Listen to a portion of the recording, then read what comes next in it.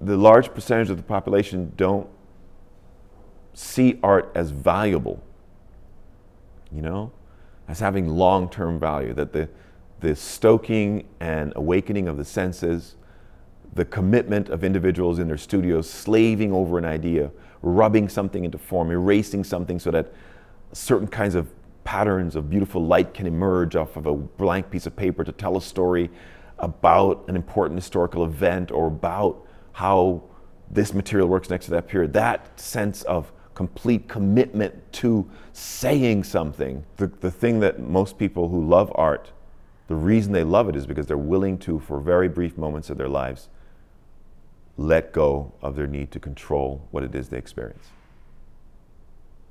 People who are truly in love do the same thing. They let go of what it is they think they need to do to experience something.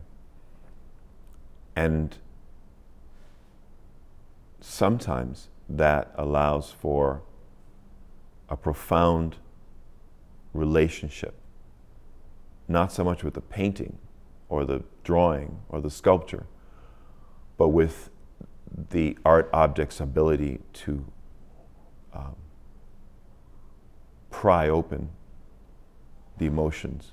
This isn't too threatening. It's a circle, and there's these pretty colors, and there's a texture, and then those who really want to be vulnerable, who want to get closer, who want to say,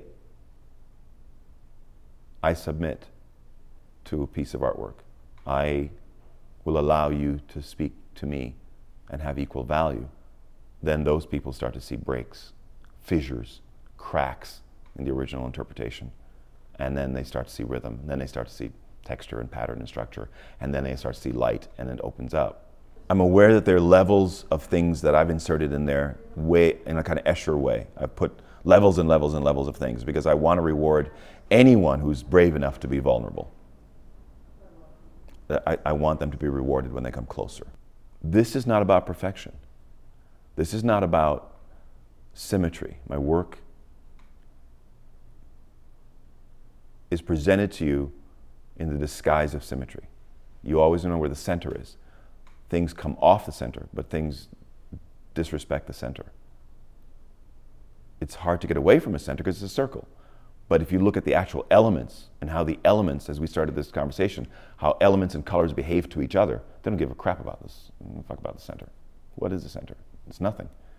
None of my paintings do the pieces care about the center. They're all moving away, tugging at, pushing aside, pivoting off of center.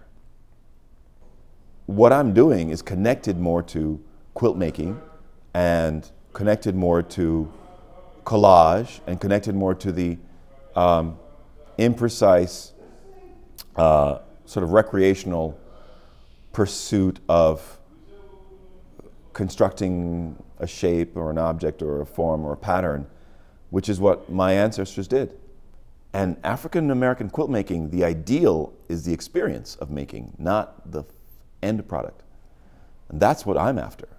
I'm putting something in place that allows my play to be seen within the context of a particular kind of rhythm or force or configuration.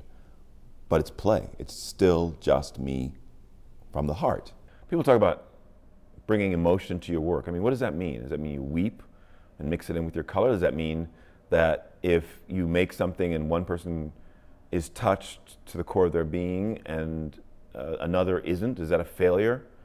To me, the only failure in art making is indifference.